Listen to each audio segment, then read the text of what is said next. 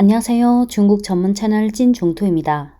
오늘은 중국 CCTV 뉴스 채널인 13번 채널에서 지난 9월에 진행한 시리아 대통령 특별 인터뷰 영상을 공유하겠습니다. 바샤르 알 아사드 시리아 대통령 방중 기간은 9월 21일부터 26일까지, 인터뷰는 9월 25일에 진행된 것입니다. 한국을 포함한 대부분 나라에서는 보기 드문 인터뷰일 텐데요. 28분 분량의 인터뷰를 통해 시리아에 대한 이해에 조금이나마 도움이 되었으면 좋겠습니다. 인터뷰 영상 뒤에 이번 시리아 대통령 방중에 있어서 한 가지 중요한 에피소드도 공유하겠습니다. 국제 이슈에 주목하고 세계 정세를 통찰하다. 안녕하십니까? 리더스토크에 오셔서 감사합니다.周윤입니다.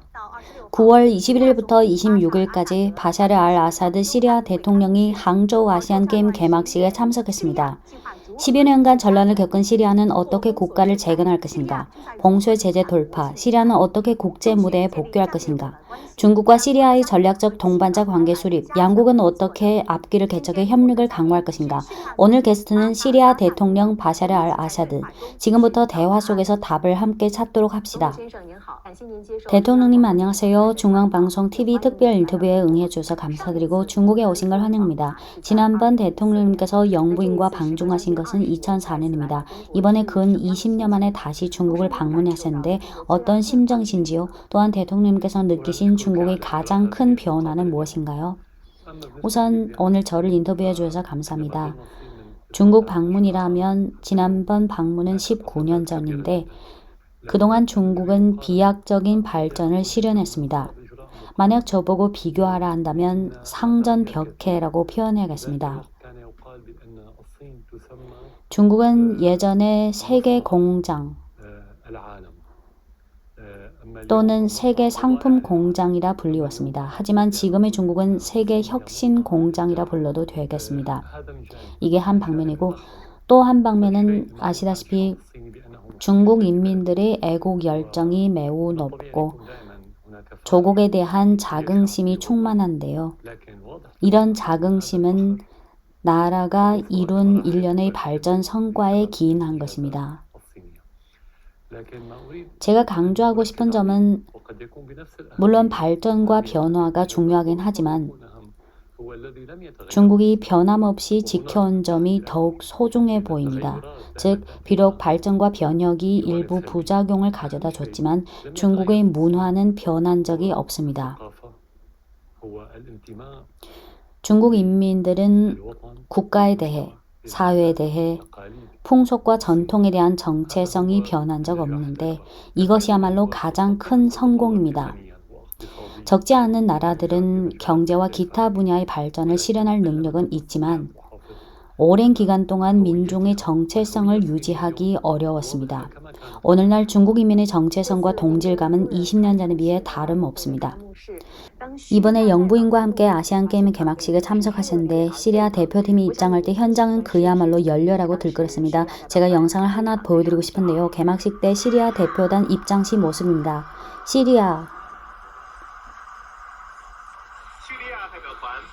시리아 대표단 32명 선수로 구성됐습니다. 당시 현장이 그런 열렬한 분위기, 사람들이 환호했고 동시에 사실 개막식 위해서 중국의 SNS에서는 이 토픽도 실시간 검색어에 올랐습니다. 많은 중국 네티즌들이 댓글을 남겼고 제가 그 댓글들을 읽으면서 아주 감동받았는데요. 그중 몇 개를 공유드리고 싶습니다. 폐허 속에 있어도 하늘을 바라봐야 한다. 시리아가 세계에 보여준 것은 만신창이뿐이 아니라 무한한 생기와 활력도 있다. 장미꽃이 다마스쿠스에 가득 피게 하소서. 평화와 사랑이 이 황량하면서도 고개를 들고 우러러보는 토지에 남기도록. 네티즌들이 이런 댓글들 그리고 영부인과 현장에서 느끼셨던 그런 분위기, 대통령님께서는 중국 시청자와 네티즌들에게 어떤 말씀을 하고 싶으신가요? 그 장면을 전 아주 선명하게 기억하고 있고 그 순간은 사람을 감동시켰습니다. 현장에 있는 중국 관중들이 입장하는 시리아 대표단을 위해 환호했습니다. 그 열정은 분명히 마음속으로부터 우러나온 것이고 이것이 바로 중국 인민들의 열정입니다. 때로는 우리가 멀다고 느껴지는 거리가 사람과 사람 간의 정을 멀게 하는데 하지만 그 순간 저는 시리아와 중국 인민의 아무런 거리감 없는 친밀감을 실감했습니다. 중국 네티즌들의 그 댓글들은 전 그분들이 적극적인 관심과 댓글에 감사드리고 싶습니다.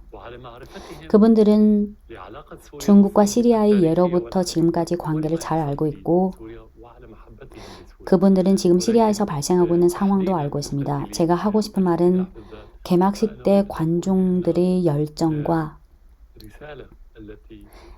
SNS상 네티즌들의 그 열정은 서로 호응하면서 빛났습니다. 중국은 위대하면서 겸손합니다. 항저우에 계실 때 시주석이 대통령과 역사적인 회담을 하셨습니다. 양국 정상은 전략적 동반자 관계를 수립했습니다. 전략적 동반자 관계의 정의에 대해 어떻게 이해하십니까? 또한 양국이 어떤 구체적인 분야에서 한 발 더 발전하기를 기대하십니까? 지금 중국은 세계 대국이고 국제 무대에서 매우 중요한 역할을 하고 있습니다. 동반자 관계에 있어서 중국은 신형 국제 관계와 패권주의 배제를 강조합니다. 시리아는 볼륨이 비교적 작고 전략적 동반자 관계 구축과 국제 사무 참여가 시급합니다. 유엔 안보리든 또는 기타 국제 무대에서든 중국은 모두 정치적으로 시리아와 같은 쪽에 섰고 중국의 관련 입장은 매우 명확했습니다. 지금의 국제 정세에서 양국은 더 광범위한 대화가 필요합니다.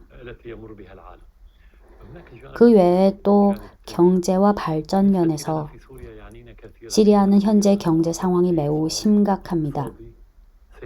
서방 국가의 행위는 시리아 국민들로 하여금 굶주림에 시달리게 했습니다. 이 모든 것들은 중국 지도자와의 회담에서 심층 토론을 했던 문제입니다. 중국은 시리아에 인도주의적 지원을 제공했고 시리아 국민들의 고통을 덜기 위해 도와줬습니다. 이번 방중을 마치고 다마스쿠스로 돌아간 후 저는 앞서 언급한 분야에 초점을 맞추어서 1년의 회담을 진행해서 구체화 시스템을 확정하고 구체적인 프로젝트가 실행되고 효과를 보도록 추진할 것입니다. 시 주석과의 회담에서 중국은 자체적인 분투를 통해 중국 특색 사회주의 길을 걸어냈다고 말씀하셨습니다. 지금 시리아 국내에서도 중국의 발전 경험을 어떻게 참고해야 할지에 대한 논의가 진행되고 있다는 걸로 알고 있는데요. 대통령님께서는 중국식 현대화의 길은 미래의 시리아의 재건과 발전에 어떤 계시를 가져다 줬다고 보십니까? 양국 협력 프로젝트를 추진하고 시리아, 중국 양국의 경제, 공업 등 분야의 경험 교류를 추진해야 합니다. 우선 중국 과거의 발전 조건은 지금 기타 제3세계 국가와 아주 유사했습니다.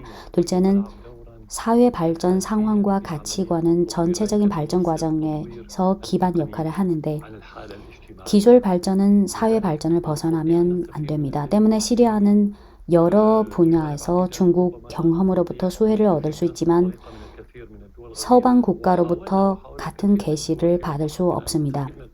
시리아 및 기타 국가들은 모두 서방의 발전 경험을 학습해 왔지만 다 성공하지 못했을 뿐더러 심지어 반작용까지 나왔습니다.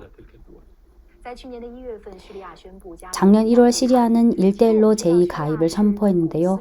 저희가 알기로는 시리아는 고대 실크로드에서 아주 중요한 국가 중 하나였습니다. 고대 실크로드에서 오늘날의 1대1로 제2발표 10주년까지 온 것에 대해 어떻게 보십니까? 세계 발전에 있어서 중요한 의미가 있습니다. 시진핑 주석이 발표한 1대1로 제2와 글로벌 발전 제2, 글로벌 안전 제2, 글로벌 문명 제2는 상부상조합니다. 발전은 안전을 떠날 수 없고 발전과 안전이 있어야 국가 간의 문명, 도덕 및 문화 유대가 지속될 수 있습니다. 자국 발전의 실현은 타국의 국가 주체성을 말살하는 의미가 아닙니다. 1대1로 제2는 중국의 제2일 뿐만 아니라 더욱더 세계적인 제2입니다. 1대1로 제2는 지금 한창 실행 단계에 있어서 국제 조직의 협조가 필요하고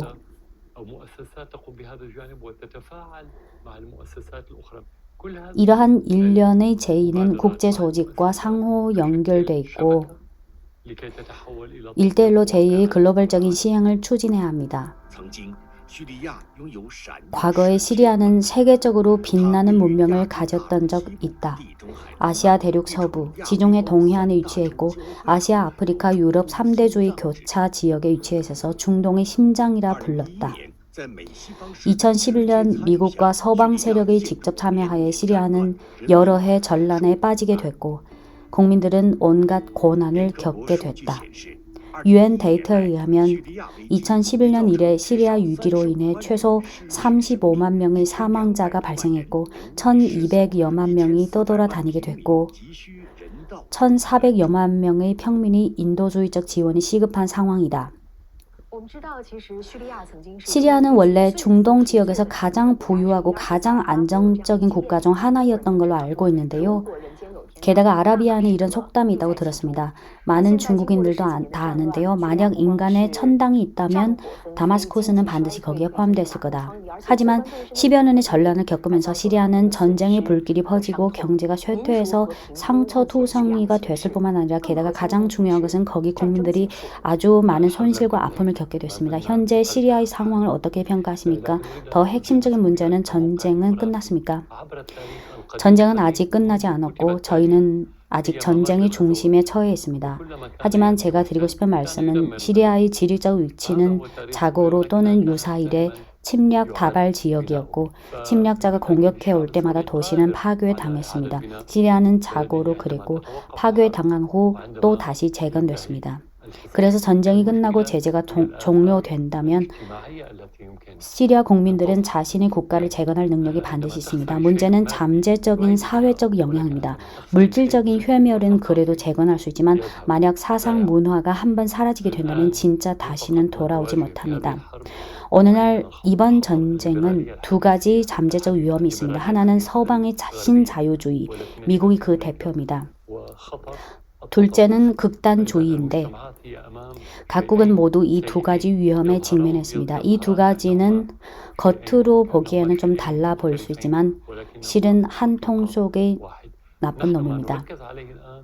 지금 시리아의 중점은 가치관을 잘 보호하는 것, 즉 국가 정체성을 잘 보호하는 것입니다. 왜냐하면 국가 정체성이 있어야 우리 사회가 국가의 재건을 도울 수 있고 만약 국가 정체성을 상실하게 된다면 사람들의 마음은 이 조국에서 멀어지게 되고 나라를 지키고자 하는 사람이 없어지게 될 거고 사회를 위해 기여하고 싶은 사람도 없어질 것입니다. 이것이야말로 도전입니다. 대통령님, 그럼 시리아 문제를 해결하는 데 있어서 지금 가장 큰 저해는 바로 외부 세력의 간섭이라는 의미인가요? 맞습니다. 외부 세력은 확실히 거대한 저해입니다. 만약 모든 외부 간섭을 배제할 수 있다면 비록 시리아의 문제가 아주 복잡하긴 하지만 수개월 내에 해결될 수 있습니다. 수년이 아니라 수개월 내에. 이것이 바로 사실입니다. 대통령님, 지금 시리아 국내에 심각한 전력 부족 문제를 겪고 있는 걸로 알고 있는데요. 이 문제를 초래한 핵심 요인 중 하나가 바로 연료 부족입니다. 하지만 시리아는 매우 풍부한 석유, 가스 자원, 특히 하사카시 및 디에르 에조르 성에 대량의 유전이 있습니다. 이런 문제가 발생한 것은 미국의 석유를 훔친 것과 직접적 연관이 있습니까? 그렇습니다. 시리아 동북 지구에서 그 테러리스트들이 모든 유정을 통제하고 있는데 배후에는 다 미국의 조종이 있습니다. 그래서 이건 단순히 도둑질 문제가 아니라 그들은 테러리스트들과 서로 결탁해서 이익을 공유하고 있고 이는 일부 세계 초강대국과 테러리스트들이 결탁하고 있다는 걸 의미합니다. 이것이 바로 시리아의 진실된 현황입니다. 그래서 시리아는 그 지역의 석유 자원과 밀 주요 생산지를 잃었습니다. 시리아는 원래 밀 수출국이었는데 지금 밀 생산량은 매우 적습니다. 지금 아직 전력 공급 부족 상황이 발생하고 있는데 전기가 없으면 사람들은 어떻게 생활합니까? 지금 아주 미약한 전력으로 생활을 유지하고 있는데 아예 부족합니다. 방금 전쟁이 아직 끝나지 않았다고 말씀하셨는데요. 그럼 지금 시리아의 최신 상황을 어떻게 보십니까? 지금 상황은 당연히 안 좋고 이건 모두가 알고 있습니다. 지금 시리아의 상황은 아주 나쁩니다. 왜냐하면 지금 우리는 심각한 민생 문제에 직면했습니다. 주로 경제면에서 무척 공경에 처했습니다.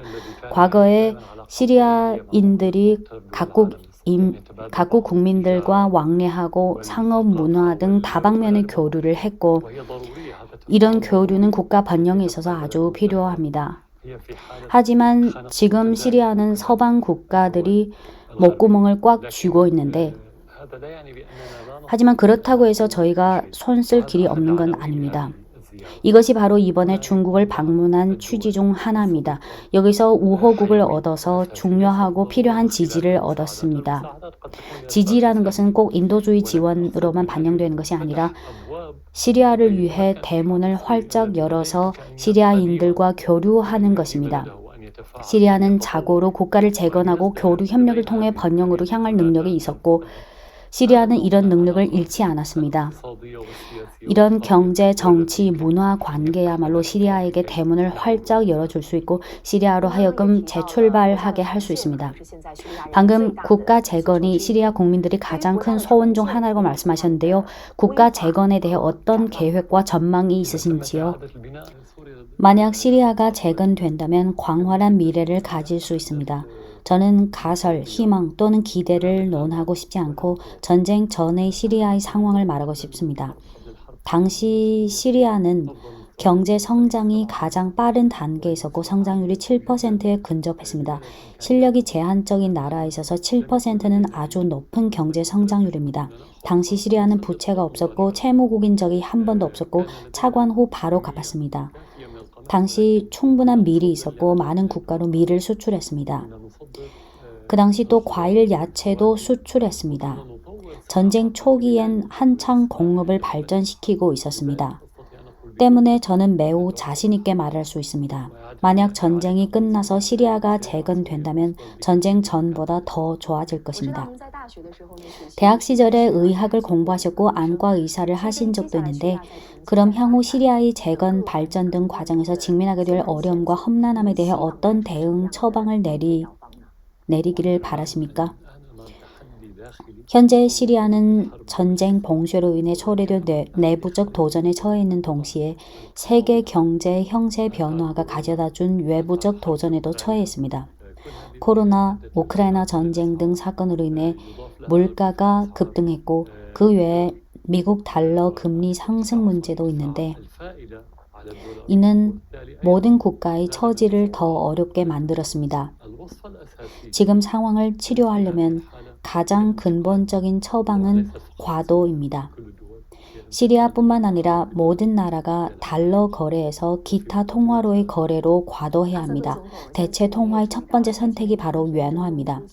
대통령님께서도 주목하셨겠지만 올봄 중동에서 화해 붐이 나타났습니다. 시리아가 아랍연맹에 복귀한 것 외에 중국의 적극적인 주선하에 사우디와 이란이 외교관계 복원을 선포했습니다. 중동 지역은 글로벌 안전 상황이 가장 복잡한 지역 중 하나인데 대통령님께서는 중국이 중동 지역의 평화 안정 추진 면에서의 역할을 어떻게 평가하십니까?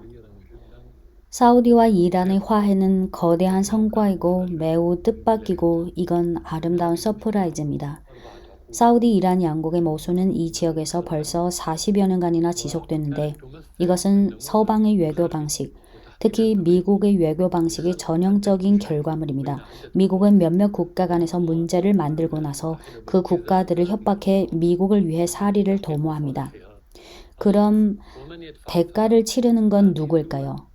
당연히 그 나라들과 그 나라들이 있는 지역이죠. 사우디 이란 화해 조치의 역할은 사우디 이란 양국의 화해에만 제한되는 게 아니라 두 명의 라이벌이 악수하면서 화해하는 것처럼 간단한 게 아니라 이 지역의 정세의 안정과 연관돼 있고 우리 모든 중동 국가들에게 있어서 적극적인 영향을 미쳤습니다. 우리는 이미 사우디 이란 모순 때문에 몇십 년의 대가를 치렀는데 오늘날 드디어 안심하게 됐습니다. 또한 중국이 사우디 이란의 화해를 선포한 것은 중국이 착실한 정책을 취했지 큰 소리, 빈소리를 하지 않았다는 걸 의미합니다. 서방처럼 공허한 선전을 하는 게 아니라 정치 행동을 취했고 그 성과를 얻었습니다. 이런 배경하에 시 주석이 발표한 글로벌 발전 제의, 글로벌 안전 제의와 글로벌 문명 제의는 어떤 중요한 의미가 있다고 보십니까? 우리는 중국이 계속해서 정치적 역할을 발휘하기를 희망하고 동시에 우리가 본 것처럼 점점 더 큰 역할을 발휘할 것을 바랍니다. 이런 정치적 역할은 시 주석이 발표한 제의와 불가분적이며 거기에 글로벌 안전 제의가 포함되는데 그것이 안정을 실현했기 때문입니다. 이런 제의는 새로운 세계의 준칙이라 봅니다. 우리가 지금 살고 있는 시대는 일종의 과도기적인 시대, 낡은 세계에서 새로운 세계로 과도하는 시대입니다. 제가 말한 낡은 세계는 지난 몇십 년의 그 세계를 말하는 게 아니라 식민 시기부터 계산한 낡은 세계입니다. 즉 15세기의 아메리카 대륙 발견 때부터의 그 세계를 말합니다. 그때부터 지금까지 세계는 식민, 사륙, 약탈을 겪어왔습니다. 시주석의 그 제의들은 무엇을 의미할까요?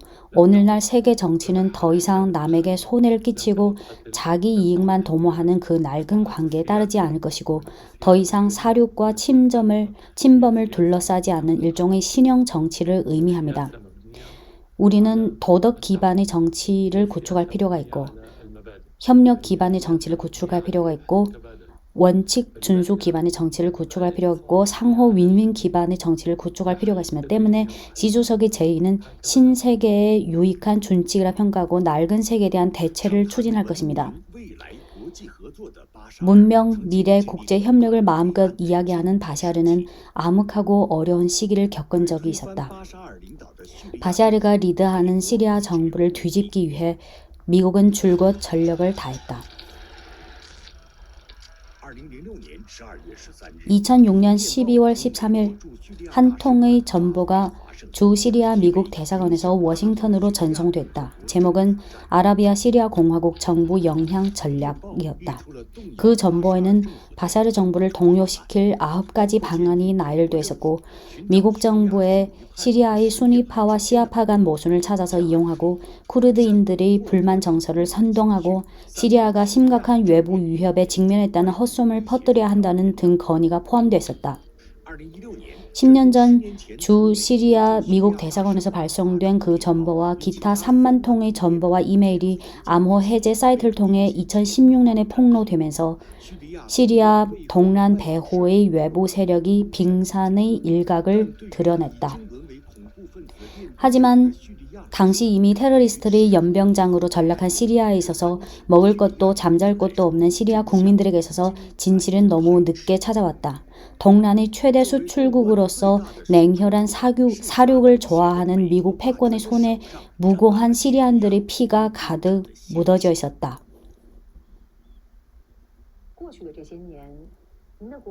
지난 세월 시리아는 생사존망의 순간을 여러 번 겪었고 대통령님께서도 여러 차례 슬럼프와 암흑한 시기를 겪으셨습니다. 34살의 대통령이 되신 후부터 지금까지 쭉 걸어오시면서 가장 큰 정신적 기동은 무엇이었습니까? 가장 큰 정신적 기동이라면 세계에서 부유한 국가, 강대한 국가가 저와 적이 됐을 때 우리 국민들이 절 지지했다는 점입니다. 국민들이 지지가 없었다면 그런 외부 환경에 직면했을 때 전쟁 속에서 계속 전투할 힘을 얻지 못했을 겁니다. 군사 충돌이든 오늘날 우리가 직면한 경제 마찰이든 이것이 정치적 측면이고 둘째는 개인적 측면, 즉 가정면에서 제 가족은 반석처럼 단단하고 국가에 충성하며 모든 어려움을 극복할 결심이 있습니다. 이것이 바로 제가 걸어올 수 있었던 동력입니다.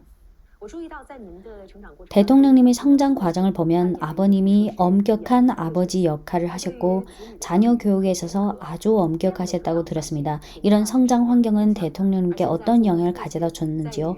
또한 지금은 아버지로서 새 자녀와 지내는 과정에서 교육의 핵심 이념은 무엇인가요? 시리아 사회는 전체적으로 사상이 개방적입니다. 이는 아마 일부 사람들의 생각과 정반대일 겁니다.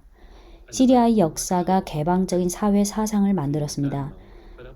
한 곳에 여러 문명이 공존할 때 그곳 사람들은 꼭 개방적입니다.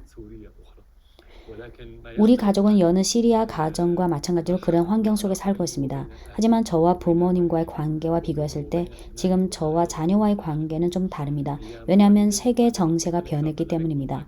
부모님 세대에 제가 아직 젊었을 땐 SNS가 없었고 심지어 위성 TV도 없어서 시리아 국민들의 문화, 사상, 인격이 외부로부터 받는 영향은 아주 제한적이어서 그때는 그리 많은 리스크가 존재하지 않았지만 지금은 완전히 다릅니다. 그래서 저는 자녀 교육에 있어서 가장 중요시하는 게 가치관의 형성,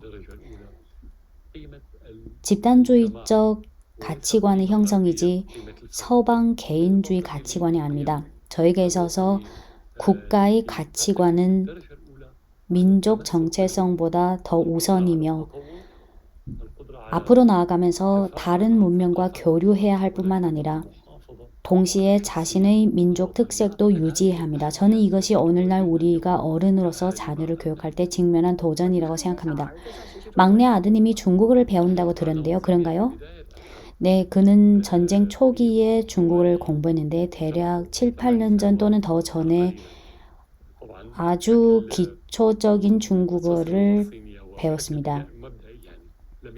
깊이 있게 배우지는 않았습니다. 그때는 막내 아들이 스스로 중국어를 배우기로 한 것이고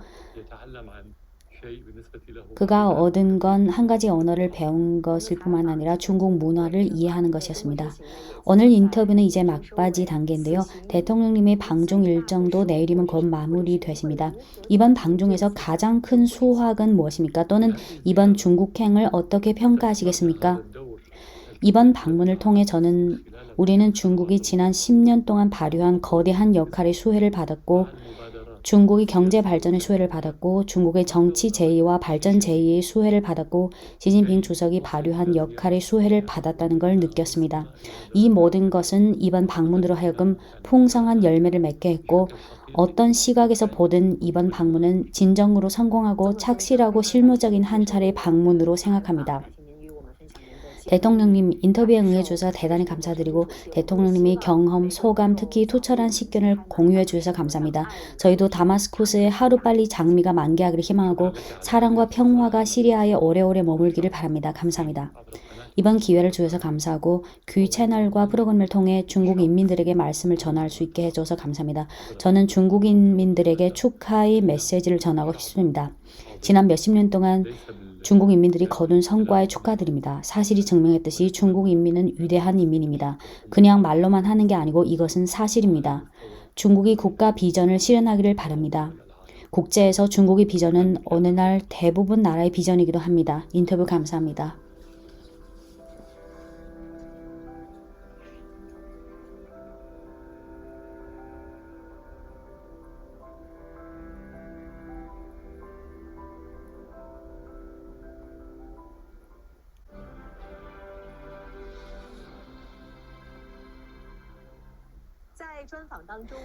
특별 인터뷰에서 아사드 대통령은 전쟁과 포연 속의 굴곡적인 과거를 이야기했고 그보다 더 중요한 것은 시리아 재건 후의 광활한 미래를 내다봤습니다.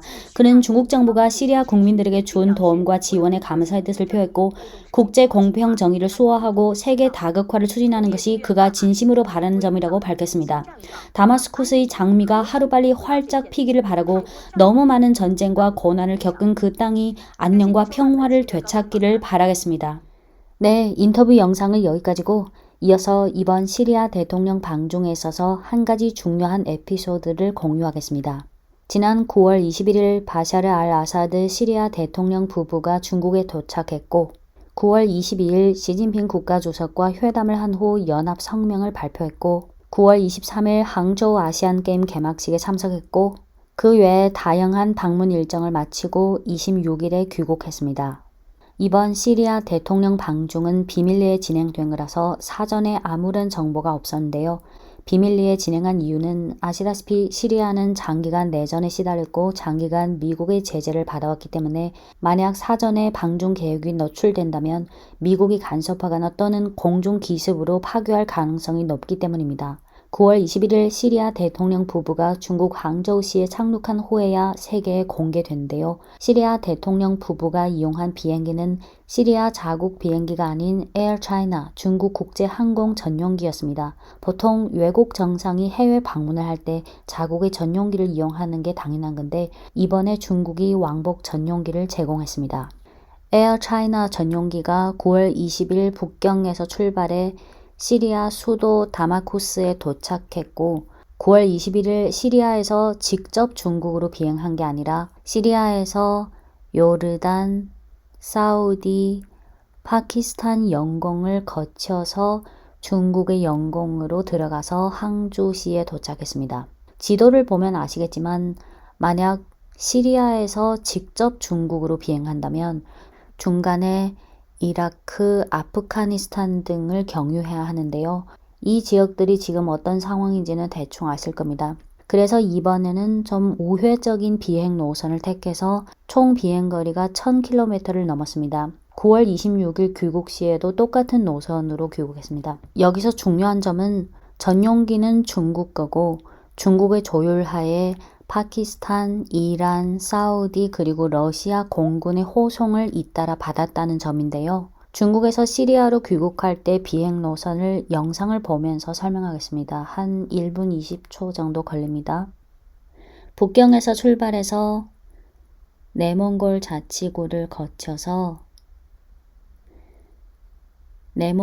자치구를 거쳐서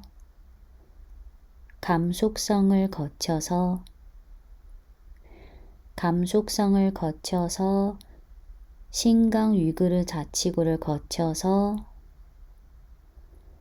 신강 위그르 자치구를 거쳐서 이제 곧 중국 영공을 떠나는데요. 중국을 떠나서 파키스탄으로 들어가자마자 파키스탄 전투기의 호송을 받기 시작했고 파키스탄 항구 도시인 카라치까지 가서 아라비아해로 들어가서 아라비아해부터는 이란 전투기 호송을 받기 시작했고 아라비아해를 거쳐서